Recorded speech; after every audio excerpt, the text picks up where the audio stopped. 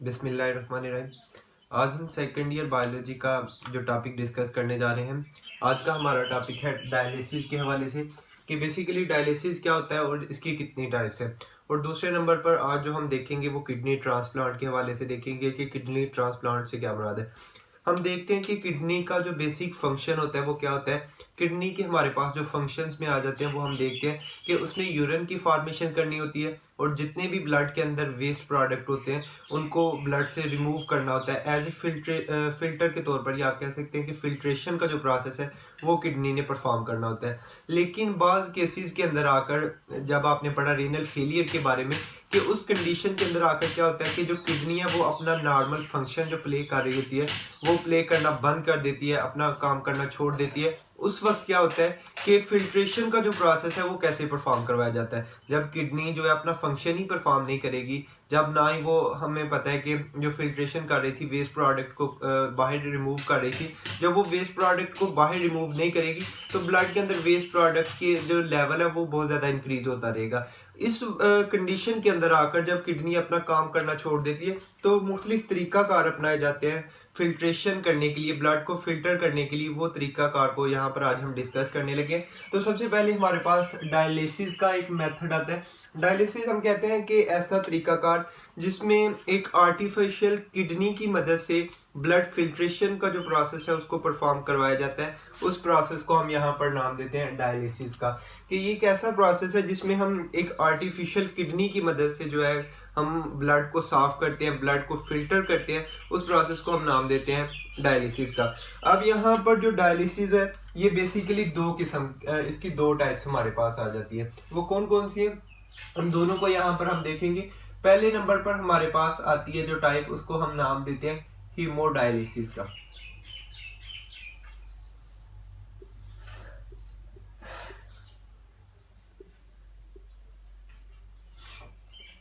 Haemodialysis. इसी तरह हमारे पास जो दूसरी इसकी टाइप आ जाती है वो है पेरिटोनियल डायलिसिस।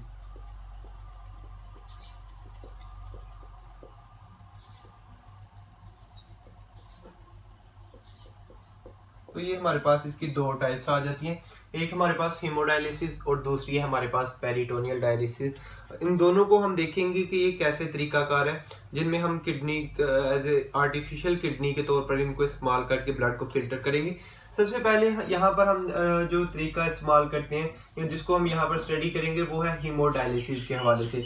हीमोडायलिसिस में क्या किया जाता है कि यहाँ पर ये एक ऐसा तरीकाकार है जिसमें एक डायलेजर को इस्तेमाल करके ब्लड को फिल्टर किया जाता है। उस प्रोसेस को हम नाम देते हैं हीमोडायलिसिस का। यहाँ पर एक डायलेजर को इस्तेमाल किया जाता है।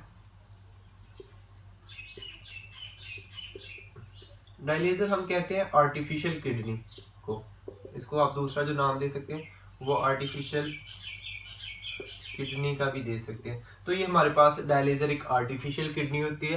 तो इस प्रोसेस में बेसिकली किया क्या जाता है, जो एक हमारे पास डायलेजर होता है या जो हमारे पास आर्टिफिशियल किडनी होती है, इसके दो स्पेस होती हैं। इसके दो हमारे पास स्पेस होती हैं और जो दोनों स्पेस होती हैं वो एक सेमी परमिएबल मेम्ब्रेन के साथ सेपरेट हुई होती हैं। हम यहाँ पर उसका जो डायग्राम है उसको ड्रा करते हैं ताकि आपको इजीली उसकी समझ आ जाए। कि फॉर एग्जांपल हमारे पास ये एक सिंपल सी इसकी डायग्राम यहाँ पर हम ड्रा करेंगे।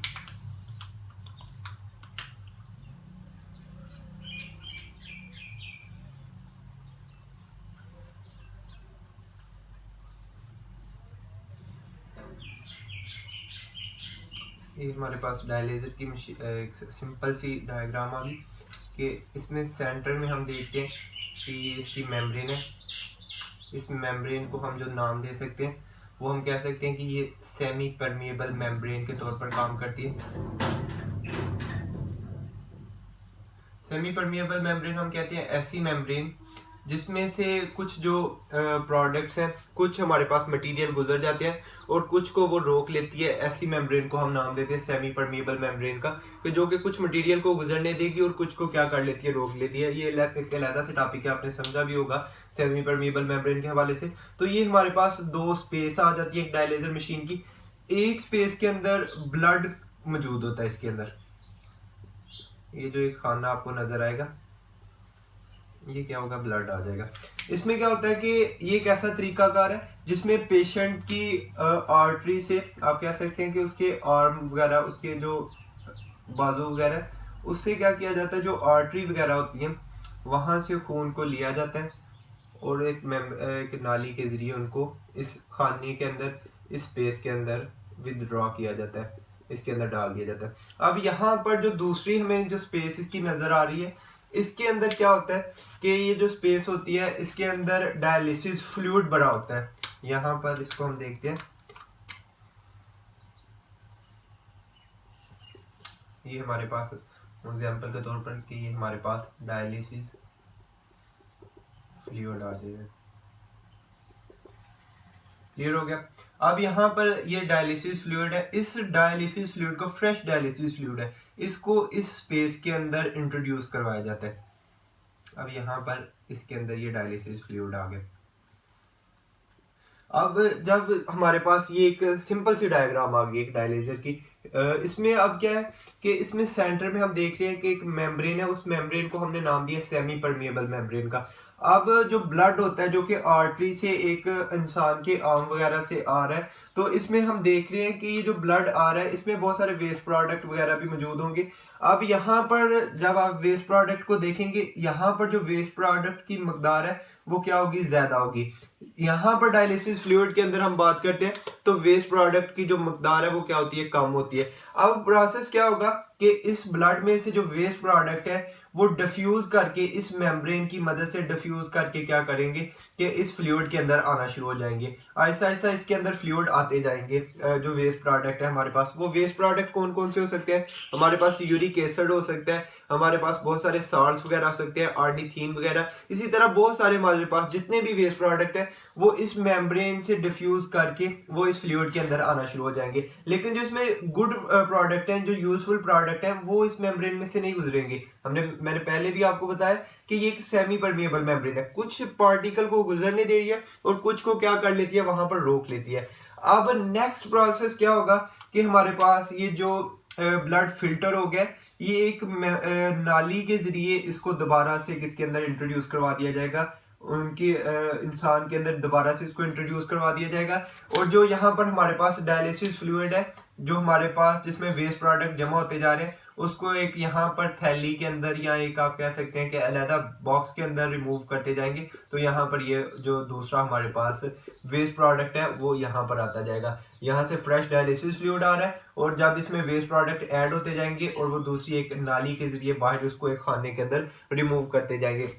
तो ऐसा तरीकाकार जिसमें हम एक डायलिसिस के जरिए ब्लड को फिल्टर कर रहे हैं, उस तरीकाकार को हम नाम देते हैं हीमोडायलिसिस का। इसमें इस तरीकाकार को हम इन विट्रो केस का नाम भी देते हैं। इन विट्रो केस से क्या मुराद है कि ऐसा तरीकाकार जो कि आउटसाइड दी बॉडी परफॉर्म हो रहा है, ऐसा तरीकाकार को हम इन विट्रो केस का नाम देते हैं। यहाँ पर आप देख भी रहे हैं कि जो इंसान का ब्लड है उसको बॉडी से बाहर निकाल कर फिल्टर करके दोबारा से इंट्रोड्यूस करवाया जा रहा है और इस वजह से इस तरीकाकार को हम हीमोडायलिसिस का नाम देते हैं, जिसमें एक डायलिसिस मशीन के जरिए, बिल्कुल सिंपल सा एक तरीकाकार है जिसमें एक डायलिसिस होता है और वो डायलिसिस दो खानों के ऊपर, दो स्पेस के ऊपर मुश्तमिल होता है। सेंटर में उसकी एक सेमी परमिएबल मेम्ब्रेन होती है। तो ये आपने तरीकाकार पढ़ लिया, बिल्कुल आसान सा। दूसरे नंबर पर हम आ जाते हैं पेरिटोनियल कैविटी की तरफ, सॉरी पेरिटोनियल डायलिसिस की तरफ। पेरिटोनियल डायलिसिस क्या है कि ये भी एक ऐसा तरीकाकार है जिसमें एक आर्टिफिशियल किडनी की मदद से ब्लड को फिल्टर किया जाता है। इस तरीकाकार को भी हम नाम देते हैं पेरिटोनियल डायलिसिस का। यहाँ पर इस तरीकाकार के अंदर क्या मौजूद होता है, work on the same principle concept that abdomen has a peritoneal cavity. यहाँ पर ये जो तरीकाकार है, यहाँ पर आपको पता है कि एक जो इंसान होता है, हम यहाँ पर देखते हैं कि एक जो इंसान है, सिंपल सी इसकी डायग्राम हमने ड्रा कर ली। यहाँ पर हम देखते हैं कि उसके एब्डोमेन के अंदर एक कैविटी मौजूद होती है, उस कैविटी को हम नाम देते हैं पेरिटोनियल कैविटी का। ये हमारे पास आ गई भाई पेरिटोनियल कैविटी।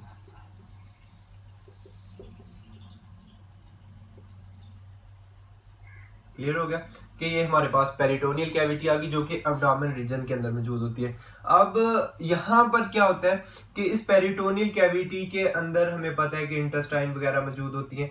अब यहाँ पर इंटेस्टाइन के ऊपर कुछ आपको पता है कि स्मॉल ब्लड कैपिलरीज मौजूद भी होती हैं, इसके साथ इसके ऊपर थोड़ी सी ब्लड कैपिलरीज भी मौजूद होंगी।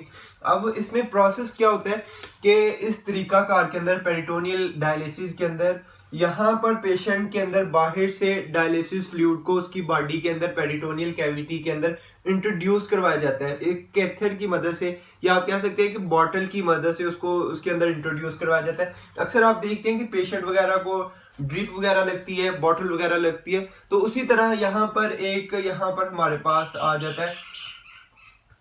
ये हमारे पास एक छोटी सी कैथेटर है जिसमें हमें पता है कि डायलिसिस फ्लूइड भरा हुआ है, इसके अंदर ये डायलिसिस फ्लूइड आ गया। अब क्या किया जाएगा, इसको एक नाली के जरिए पेरिटोनियल कैविटी के अंदर इंट्रोड्यूस करवाया जाता है। अब यहाँ पर आकर क्या होता है कि ये इन कैपिलरीज के अंदर आकर ये ब्लड फिल्टर होना शुरू हो जाता है और जो वेस्ट प्रोडक्ट है वो यहाँ पर इस डायलिसिस फ्लूइड के अंदर आना शुरू हो जाते हैं। बाद में ये जो डायलिसिस हमारे पास फ्लूइड में वेस्ट प्रोडक्ट आते हैं उसको एक नाली के जरिए बाहर एक थैली के अंदर रिमूव कर दिया जाता है। इस तरीकाकार को हम नाम देते हैं पेरिटोनियल डायलिसिस का, जो कि पेरिटोनियल कैविटी के अंदर परफॉर्म होता है। इस तरीकाकार को हम पेरिटोनियल डायलिसिस का नाम देते हैं और ये दिन में 2-3 दफा दोहराया जाता है और ये इंसान बहुत आसानी के साथ भी घर के अंदर परफॉर्म कर सकता है। इसको घर के अंदर भी परफॉर्म किया जा सकता है कि किसी जगह के ऊपर भी वो इंसान बैठकर इस तरीकाकार के जरिए वो जो डायलिसिस का अमल है उसको परफॉर्म कर सकता है। तो ये हमारे पास 2 तरीके थे डायलिसिस के, जिसमें हमने देखा कि जब किडनी अपना काम करना छोड़ देती है तो 2 तरीकों से हम उसको आर्टिफिशियल किडनी की मदद से हम ब्लड फिल्ट्रेशन का प्रोसेस परफॉर्म करवाते हैं, जिसको हमने डायलिसिस का नाम दिया। अब यहाँ पर नेक्स्ट जो हम टॉपिक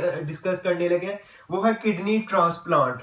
किडनी ट्रांसप्लांट का मतलब क्या है कि किडनी जो है वो एक शख्स से दूसरे शख्स के अंदर उसको ट्रांसपोर्ट करना है, ट्रांसप्लांट करना है। क्यों उसकी जरूरत पड़ती है? जब किडनी बिल्कुल ही अपना काम करना छोड़ जाती है, बिल्कुल ही कोई भी फंक्शन परफॉर्म नहीं करती, तो उस वक्त हमारे पास एक ही ऑप्शन बचता है। वो कौन सा होता है? Kidney transplant.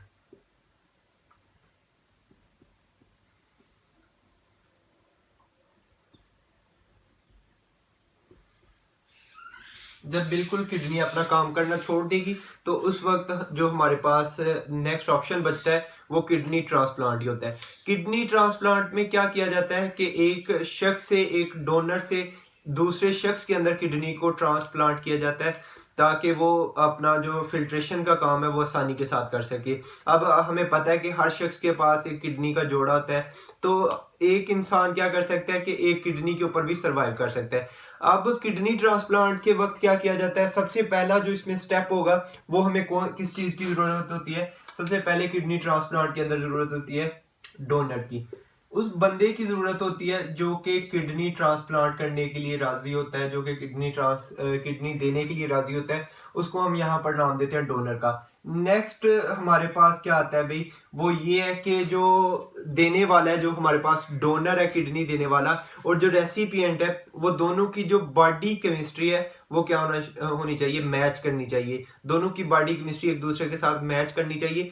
और तीसरे नंबर पर अगर हम बात करें तो वो ये हमारे पास आ जाती है, जो दे रहा है किडनी और जो रिसीव कर रहा है उनका जो ब्लड ग्रुप है, जो ब्लड की केमिस्ट्री है, वो भी क्या होनी चाहिए? सेम होनी चाहिए। और ये केसेस के अंदर आप ज्यादा जो तरजीह दे सकते हैं वो ये है कि जो किडनी दे रहा वो आपकी फैमिली का हो, ताकि उसमें जो बॉडी केमिस्ट्री है वो मैच कर रही हो और कोई प्रॉब्लम ना हो, किडनी रिजेक्शन की कोई प्रॉब्लम ना हो जाए, या आप कह सकते हैं कि ऑर्गन रिजेक्शन की कोई प्रॉब्लम ना हो जाए।